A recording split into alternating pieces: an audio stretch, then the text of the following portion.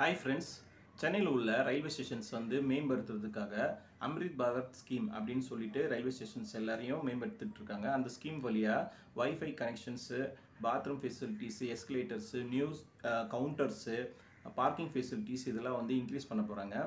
இந்த ஸ்கீம் வழியாக இந்தியாவில் மட்டும் 1275 ரயில்வே ஸ்டேஷன்ஸை வந்து மேம்படுத்த போகிறாங்க.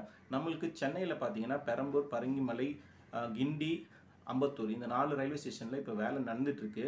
கிட்டத்தட்ட ஒரு 50% வந்து வேலை நடந்து முடிஞ்சிருச்சு, 50% முடிஞ்சிருச்சு.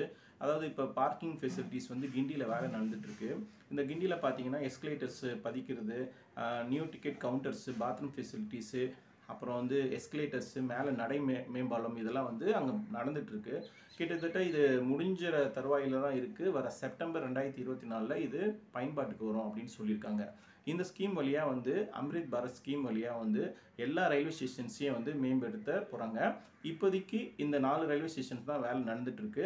கூட விரைவில் நம்மளுக்கு சென்னையில் உள்ள 15 சென்னைன்னு இல்லை, தமிழ்நாட்டில் இருக்கிற 15 ரயில்வே ஸ்டேஷனும் மேம்படுத்தப்படும்.